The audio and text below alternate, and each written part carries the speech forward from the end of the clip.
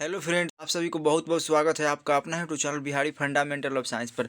तो आज के इस क्लास में मैं आप सभी को क्लास 12th हिंदी का 100 ऐसे महत्वपूर्ण वीवीआई ऑब्जेक्टिव क्वेश्चन लेके आया और साथ में सब्जेक्टिव क्वेश्चन जो कि आपके एग्जाम में 100% इसमें से कुछ ना कुछ क्वेश्चन आप लोग को लड़ेगा। 5 से 10 नंबर का आप लोग को इस वीडियो से आप लोग को कंप्लीट हो जाएगा। और अभी तक आप लोग ऑल सब्जेक्ट का गेस्ट क्वेश्चन का पीडीएफ नोट्स बिल्कुल फ्री में नहीं लिए हैं तो आप लोग इस नंबर पर कॉन्टेक्ट करिए 62 0 23 38 462। आप लोग इस नंबर पर कांटेक्ट करिए, आप लोग को बिल्कुल फ्री में गेस्ट क्वेश्चन का पीडीएफ नोट दिया जाएगा। और आप लोग चैनल को सब्सक्राइब करके और स्क्रीनशॉट इस नंबर पर भेजिएगा तभी दिया जाएगा। तो चलिए क्वेश्चन की तरफ चलते हैं और आप लोग चैनल को ज़्यादा से ज़्यादा सपोर्ट करिए। 100 क्वेश्चन बताएंगे और इसी तरह के एग्जाम में आप लोग को हेल्प मिलते रहेगा। और वीडियो को शुरू से अंतिम तक देखिएगा और आप लोग को आंसर याद है तो कमेंट करते चलिएगा। पहला क्वेश्चन है, सूरदास किस भाषा के कवि है? सूरदास किस भाषा के कवि है? तो सूरदास थे ना जो ब्रज भाषा के कवि थे। ऑप्शन नंबर बी राइट हो जाएगा। अगला क्वेश्चन है, दलित साहित्य का सौंदर्य शास्त्र नामक आलोचना पुस्तक किसे लिखी है? आप लोग सेकेंड नंबर क्वेश्चन का कमेंट करके बताइए। तो दलित साहित्य का सौंदर्य शास्त्र नामक पुस्तक ओम प्रकाश वाल्मीकि के द्वारा लिखा गया है। इसका ऑप्शन नंबर बी राइट हो जाएगा। तो अगला क्वेश्चन है, ओ सदा नीरा शीर्षक निबंध में वर्णित मन कैसे है? तो आप लोग 3 नंबर क्वेश्चन को कमेंट करके बताइए। तो इसका हो जाएगा उथले गहरे और विशाल। ऑप्शन नंबर डी राइट हो जाएगा। तो आप लोग को आंसर याद है तो आप लोग कमेंट करते चलिएगा।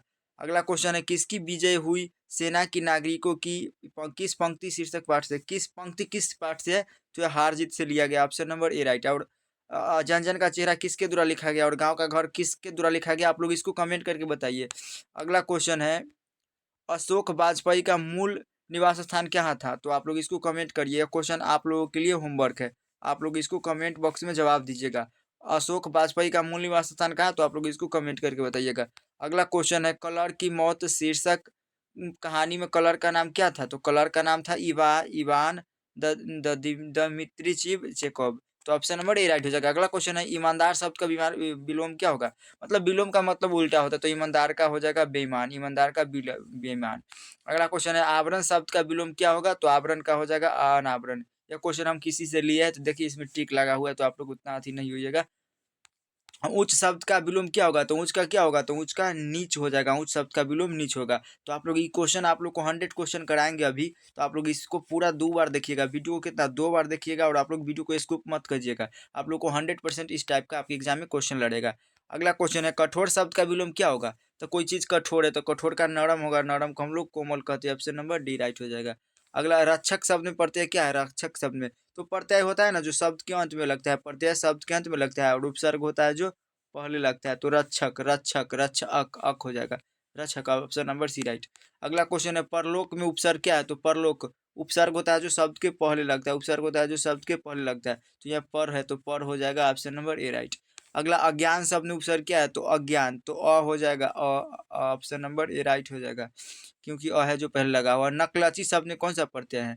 आप लोग इसको कमेंट करके बताइए। तो नकलची नकलची नकलची ची आ रहा है तो यहाँ पर डी राइट हो जाएगा। नकलची शब्द में प्रत्यय डी।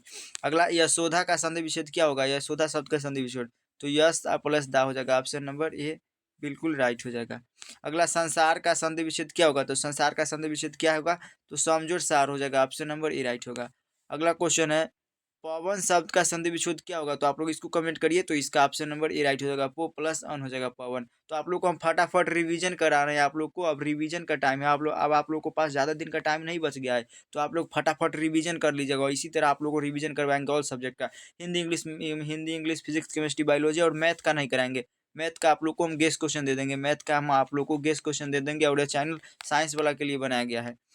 उद्योग शब्द का संधि विच्छेद है तो उद्योग शब्द का संधि विच्छेद क्या हो जाएगा? तो उत्जोड़ योग हो जाएगा। उत्जोड़ योग ऑप्शन नंबर बी बिल्कुल राइट हो जाएगा। अगला क्वेश्चन है, कुहासा शब्द क्या है? कुहासा तो कुहासा पुलिंग हो जाएगा। घी शब्द क्या है? तो घी एक स्त्रीलिंग शब्द होता है। ऑप्शन नंबर ए बिल्कुल राइट हो जाएगा। अगला क्वेश्चन है, भक्तमाल किसकी रचना है? भक्तमाल किसकी रचना है? तो भक्तमाल नाभादास की रचना हो जाएगा। ऑप्शन नंबर ए राइट हो जाएगा। अगला क्वेश्चन है, हिंदी कहानी के विकास में मील का पत्थर कौन सी कहानी में मानी जाती है? तो कौन सी कहानी में मील का पत्थर मानी जाती है? तो उसने कहा था कहानी में ना मील का पत्थर मानी जाती है। ऑप्शन नंबर ए राइट हो जाएगा। अगला 23 नंबर क्वेश्चन है, जयशंकर प्रसाद का महाकाव्य है तो जयशंकर प्रसाद के महाकाव्य का नाम क्या था? ये क्वेश्चन को आप लोग कमेंट में बताइएगा। आप लोग इसको कमेंट करके बताइए। तो आप लोग 23 नंबर क्वेश्चन को कमेंट करके जरूर बताइएगा। अगला 24 नंबर क्वेश्चन है, पुत्र वयोग शीर्षक कविता की कवित्री कौन है? तो पुत्र वयोग ना सुभद्रा कुमारी चौहान के द्वारा रची गई है, तो ऑप्शन नंबर सी राइट हो जाएगा। अगला 25 नंबर क्वेश्चन है, आप लोग 25 नंबर के क्वेश्चन करिए। तो 25 नंबर, मालती किस कहानी की पात्रा है? तो मालती रोज कहानी की पात्रा थे, और मालती के पति का नाम महेश्वर था, और महेश्वर ग्रेगरी नामक बीमारी का इलाज करता था, वह एक डॉक्टर है। अगला क्वेश्चन है 26 नंबर, ज्ञानेंद्र पति की कविता कौन है? ज्ञानेंद्र पति की कविता कौन है? तो गांव का घर हो जाएगा ज्ञानेंद्र पति की कविता, ऑप्शन नंबर ये बिल्कुल राइट हो जाएगा। अगला क्वेश्चन है, हिंदी साहित्य का सूर्य किसे कहा जाता है? हिंदी साहित्य का सूर्य किसे कहा जाता है? तो हिंदी साहित्य का सूर्य सूरदास जी को कहा जाता था, ऑप्शन नंबर ए राइट हो जाएगा। और यहाँ पर ही बताइए, तो सूरदास किस भगवान के पूजे? सूरदास न किस भगवान को पूजा करते थे, और तुलसीदास किस भगवान को पूजा करते थे? ये दोनों क्वेश्चन आप लोग कमेंट करके बताइएगा। अगला क्वेश्चन है, नाभादास का काव्य रचना क्षेत्र था, तो कहाँ पर ही था? तो वृंदावन में था, वृंदावन। अगला, सुभद्रा कुमारी चौहान का जन्म कब हुआ था? सुभद्रा कुमारी चौहान का जन्म कब हुआ था?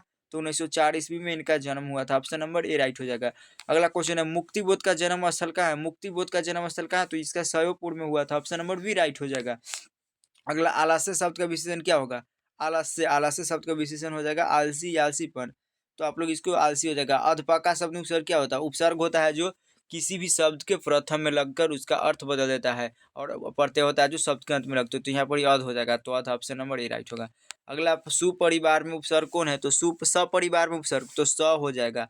अगला, अंकुरित शब्द में प्रत्यय, तो प्रत्यय अंत में लगता है तो रित हो जाएगा, इत, ऑप्शन नंबर सी राइट। अगला क्वेश्चन है, महिमा शब्द में प्रत्यय है, तो महिमा, ईमा, ईमा हो जाएगा। आप लोग महिमा पढ़िएगा तो लास्ट में ई आएगा, ईमा आ जाएगा, ऑप्शन नंबर सी राइट। आनंदमय शब्द कौन समास है? आनंदमय, आनंद से मैं, आनंद से मैं, तो यह तत्पुरुष हो जाएगा।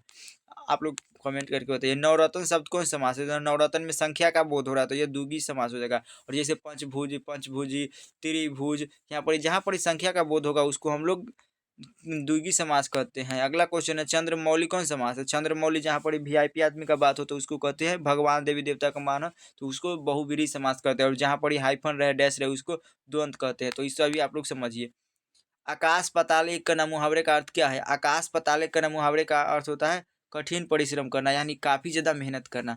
मुट्ठी में करना मुहावरे का अर्थ क्या है? तो मुट्ठी में करना मतलब किसी को अपने मुट्ठी में यानी बस में कर लेना, तो मुट्ठी में करना मुहावरे का अर्थ होता है बस में करना।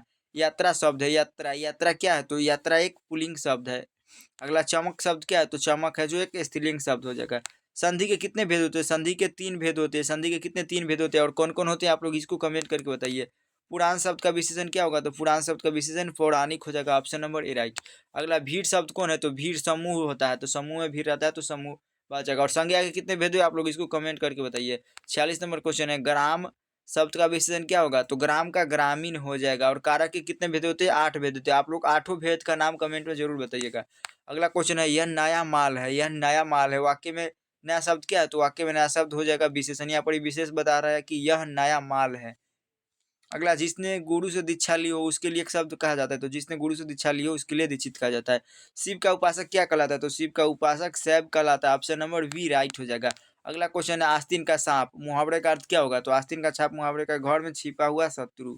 अगला, हाथ मैला होना मुहावरे का अर्थ क्या होता है? तो हाथ मैल होना मुहावरे का अर्थ हो जाना तुच्छ होना, तुच्छ यानी नीच होना।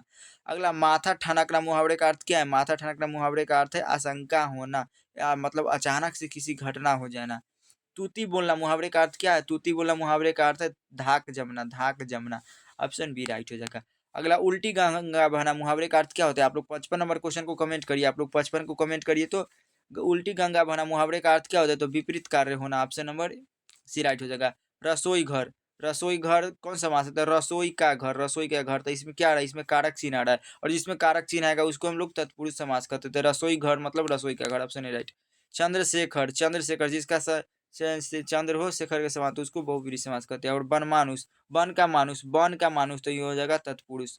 अगला क्वेश्चन है, त्रिफला शब्द कौन समास है? त्रिफला में यहाँ पर ही ना 3 का बोध हो रहा है, 3 का यानी संख्या का, तो द्विगुणी समास हो जाएगा। और जहाँ पर ये हाइफन का बोध होगा डैश का, उसको हम लोग कहते हैं उसको द्वंद्व समास, जैसे माता पिता, भाई बहन, दिन रात हो गया। और जैसे 60 नंबर क्वेश्चन है, धीरे धीरे शब्द कौन समास होता है? तो धीरे धीरे शब्द अवयवी भाव समास हो जाएगा। अगर जहाँ पर धीरे धीरे तथा तथा एक एक शब्द एकाएक अथी होगा ना रिपीट, तो उसको जैसे यथा रहेगा, बेभर रहेगा, यथा प्रति रहेगा, और आजीवन रहेगा, आजीवन, और यह एक ही शब्द बार बार दोहराएगा तो उसको कहते हैं अवयवी समास, ऑप्शन नंबर ए राइट हो जाएगा। ये बड़ी गलती मारा है। गोद में सोने वाला क्या कहलाता है? गोद में सोने वाला क्या कहलाता है? तो गोद में सोने वाला आकांक्षाई कहलाता है। गुरु के समीप रहने वाला विद्यार्थी क्या कहलाता है? जो गुरु के समीप रहता है उसको अंतःवेशी कहते हैं। ऑप्शन नंबर सी राइट हो जाएगा। अगला क्वेश्चन है, जिसका खंडन न किया जा सके उसे उसको क्या कहते हैं? जिसको हम लोग खंडन ना मतलब तोड़ ना सकते उसको अखंडनीय कहते हैं। अगला क्वेश्चन पढ़ाते हैं, जिसका जन्म पहले हुआ हो वह क्या कहलाता है? जिसका जन्म पहले हुआ बड़ा भाई वो क्या है? अग्रज है। ऑप्शन नंबर सी राइट हो जाएगा। अगला क्वेश्चन है, जिसके बिना काम न चल सके लिए एक शब्द है, तो जिसके बिना हम लोग को काम नहीं चलते उसको हम लोग कहते हैं अपरिहार्य। और जो खाने योग्य हो उसको खाद्य पदार्थ कहते हैं। जो खाने के योग्य उसको हम लोग ना खाद्य पदार्थ कहते हैं। और अनल शब्द का परिवाची क्या होगा? अनल शब्द का परिवाची शब्द आग होगा। अनल आग। और इसका होगा, आप लोग कमेंट करके बताइएगा। आयुष्मान शब्द का परिवाची क्या होगा? चिरंजीवी। चिरंजीव हो जाएगा। जैसे किसी लड़का को शादी होता है तो वहाँ पर चिरंजीवी लिखा जाता है या कार्ड में चिरंजीवी। झंझट शब्द का परिवाची क्या होगा? तो झंझट शब्द का परिवाची होगा बवाल, दुख या परेशानी, आसानी। तो इसका हो जाएगा बवाल, दुख। दुख झंझट का मतलब दुख होता है। डरावना शब्द का परिवाची क्या होगा? डरावना शब्द का परिवाची हो जाएगा भयानक। ऑप्शन डी राइट हो जाएगा। अगला क्वेश्चन है, लीड वेटर की नजर में जे कृष्णमूर्ति क्या थे? तो लीड वेटर की नजर में ना जे कृष्णमूर्ति विश्व शिक्षक थे। Option number C right. और उदय प्रकाश का जन्म कब हुआ था? आप लोग कमेंट करिए। तो उदय प्रकाश का जन्म 1952 में हुआ था। और कहाँ हुआ था इसको आप लोग कमेंट करके बताइए। तिरिच किस प्रकार की रचना है? तो तिरिच आधुनिक त्रासदी कहानी। ऑप्शन नंबर ए राइट हो जाएगा। अगला क्वेश्चन पढ़ाते हैं, मोहन राकेश के बचपन का नाम क्या था? तो मोहन राकेश के बचपन का नाम था Madan Mohan Guglani. Madan Mohan Guglani. Option A right हो जाएगा। रघुवीर साय के पिता का नाम क्या था? रघुवीर साय के पिता का नाम था Hardev Sahay. Option number A right. प्रकृति वर्णन से संबंधित है तो प्रकृति वर्णन से संबंधित उषा हो जाएगा। ऑप्शन नंबर सी राइट हो जाएगा। आप लोग को फटाफट रिवीजन करवा रहे हैं तो आप लोग इस सभी क्वेश्चन को छोड़िएगा मत, ना तो आप लोग को पछताना पड़ेगा। कवियों का कवि किसको कवि कवि को कहा जाता है? तो शमशेर बहादुर सिंह को ना कवियों का कवि कहा जाता है। भूषण की कविता में कौन रस पाया जाता है? तो भूषण की कविता में ना वीर रस पाया जाता है। जहाँ भय वहाँ मेधा नहीं हो सकती, किस पठित पाठ की है? तो यह शिक्षा के लिया गया है कि जहाँ भय वहाँ मेधा नहीं हो सकती। ये क्वेश्चन पेपर हम किसी से लिए हैं और स्क्रीन पर टाइप करवा के आप लोग को देख सकते हैं कितना गलती कर लिए हैं। जय कृष्ण मूर्ति का पूरा नाम क्या था? तो जय कृष्ण मूर्ति का पूरा नाम जिद्दू कृष्ण मूर्ति था। ऑप्शन नंबर बी राइट हो जाएगा। अगला 81 नंबर क्वेश्चन, पंचायती राज में क्या खो गया? तो पंचायती राज में ना पंच परमेश्वर खो गया है। पंच परमेश्वर। पहले के समय में गांव में पंचायती होता था लेकिन अब लोग थाना पुलिस को बुलाते हैं और वही काम को सलट लेते हैं। और अनटम चेकअप कहानी है तो अनटम चेकअप कलर की मौत की हो जाएगा। अगला क्वेश्चन है, एक लेख और एक पत्र भगत सिंह ने किसको पत्र लिखा था? तो अपने चेला सुखदेव को लिखा था। तेरी कुरमाई हो गई किस कहानी से संबंध है? तेरी कुरमाई हो गई किस कहानी से संबंध है? तो उसने कहा था। अगला क्वेश्चन है, ज्ञानेंद्र पति किस प्रशासनिक पद पर थे? तो जिलाधिकारी या कथी पर थे? तो यह काराधीक्षक के पद पर थे। काला अधीक्षक के पद। और कृष्ण शब्द का विलोम क्या होगा? तो कृष्ण शब्द का विलोम क्या होगा? शुक्ल हो जाएगा। Option number D right. स्तुति शब्द का विलोम निंदा। स्तुति शब्द का विलोम निंदा होगा। अगला है संध्या। संध्या शब्द का विलोम। तो संध्या का क्या होगा? संध्या का होगा परात। परात मतलब शुभ। अगला दूषित शब्द का विलोम क्या होगा? तो मान लीजिए कोई चीज दूषित है तो उसका विलोम स्वच्छ हो गया, साफ हो जाएगा। और शेष शब्द का विलोम क्या होगा? तो शेष शब्द का हो जाएगा अवशेष। ऑप्शन नंबर डी राइट होगा। अगला क्वेश्चन, अर्धनारीश्वर शीर्षक पाठ के लेखक कौन है? तो अर्धनारीश्वर शीर्षक पाठ के लेखक रामधारी सिंह दिनकर जी हो जाएंगे। ऑप्शन नंबर सी राइट हो जाएगा। अगला क्वेश्चन है 92 नंबर क्वेश्चन है, चंद्रधर शर्मा गुलेरी की कहानी है। तो उसने कहा था कहानी चंद्रधर शर्मा गुलेरी के द्वारा लिखा गया। और तीज किसके द्वारा लिखा गया? और जूठन और रोज। इसको आप लोग तीनों को कमेंट करते चलिए। तो आप लोग तीनों को कमेंट बॉक्स में कमेंट करिए। अगला क्वेश्चन है, शिक्षा शीर्षक निबंध के रचनाकार कौन है? तो यह इसका जय कृष्ण मूर्ति जी हो जाएंगे। अगला क्वेश्चन है, निम्न में से किस कहानी में ग्रेगरिन का उल्लेख है? तो इसमें किसमें है? तो यह रोज कहानी में ना ग्रेगरिन का उल्लेख है। बी राइट हो जाएगा। और उसने कहा था कहानी पाठ की कौन सी विद्या? इसको कमेंट करिए। और त्रिज किसके द्वारा लिखा गया? आप लोग इसको कमेंट करके चलिए। अगला क्वेश्चन है, सिपाही की माँ की रचयिता कौन है? तो सिपाही की माँ ना मोहन राकेश के द्वारा लिखा गया है। वो सादानीरा किस विद्या के अंतर्गत आता है? आप लोग 96 का बताइए। तो यह निबंध के अंतर्गत आता है। बी राइट हो जाएगा। अगला 97 नंबर क्वेश्चन है, जय प्रकाश नारायण रचित पाठ का नाम क्या है? तो जय प्रकाश नारायण के द्वारा जय कृष्ण मूर्ति रचा गया है। और बातचीत बालकृष्ण भट्ट के त्रिच उदय प्रकाश के द्वारा और परिहित और समाज नामवर सिंह के द्वारा रचा गया है। अगला क्वेश्चन है, बालकृष्ण भट्ट किस युग के रचनाकार थे? तो भारतेंद्र युग के थे। और द्विवेदी युग के चंद्रधर शर्मा गुलेरी। बड़वे रामायण किनकी रचना है? तो इसको आप लोग कमेंट करिएगा। बड़वे रामायण किनकी रचना है? बीजक के रचयिता कौन है? बीजक के रचयिता हो जाएंगे तुलसीदास जी। तो आप लोग को आज की इस क्लास में मात्र कितना 100 वीवीआई सब्जेक्टिव क्वेश्चन बताए हैं। 100 वीवीआई ऑब्जेक्टिव ऑब्जेक्टिव क्वेश्चन बताए हैं। तो आप लोग 100 में कितना सही किया आप लोग कमेंट करके बताइए। आप लोग कमेंट करके बताइए तो 100 में आप लोग को कितना सही हुआ। आप लोग कमेंट करके बताइए तो 100 में आप लोग को कितना सही हुआ। अब आप लोग को सब्जेक्टिव क्वेश्चन की इधर ले चलते हैं। अब आपके एग्ज़ाम में सब्जेक्टिव में क्या है, 6 गो निबंध पूछेगा, 6 गो निबंध पूछेगा और 6 गो में से मात्र क्या है, 1 गो का जवाब दीजिएगा, उसके लिए आप लोग को 8 नंबर मिलेगा। हमारे पावन पर कोरोना वायरस आज रक्षण रीति पर्यावरण संरक्षण, तो इसमें से जो इम्पोर्टेंट है उसको हम आप लोग को बताते हैं। आप लोग को इसमें ना पर्यावरण संरक्षण को याद कर लेना है, मोबाइल और इंटरनेट को, और उसके बाद उस सभी को छोड़ देना है। उसके बाद आप लोग को ये दोनों क्वेश्चन है जो इम्पोर्टेंट है। प्रत्येक पत्नी अपने पति को बहुत कुछ उसी दृष्टि से देखती है जिस दृष्टि लाता अपने ब्रिज को देखती है, तो इसको कर लीजिएगा। उसके बाद कैसे चंपारण की भूमि मानव विस्तृति के हाथों में अपनी बड़ी से बड़ी निधियों को सौंपने के लिए प्रस्तुत रहती है। उसके बाद इसको आप लोग कर लीजिएगा, इस सभी को आप लोग कर लीजिएगा। उसके बाद मासिक शुल्क माफ़ करने के लिए प्रधानता के पास एक आवेदन पत्र लिखिए, इसको आप लोग कर लीजिएगा। और नया खाता खुलवाने के लिए बैंक मैनेजर के पास आवेदन पत्र, इसको भी कर लीजिएगा। उसके बाद निम्नलिखित प्रश्नों में से किन्हीं 5 प्रश्नों के उत्तर दें, भी कर लीजिएगा। और इसके बाद है जयप्रकाश नारायण की पत्नी का नाम क्या था? वह किसकी पुत्री थी? इसको भी कर लीजिएगा। नारी की प्राधान्यता कब से आरंभ हुई?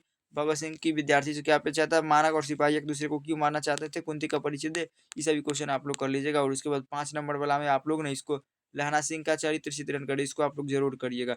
उसके बाद अर्धनारीश्वर निबंध में व्यक्त विचारों को संक्षेप में लिखिए।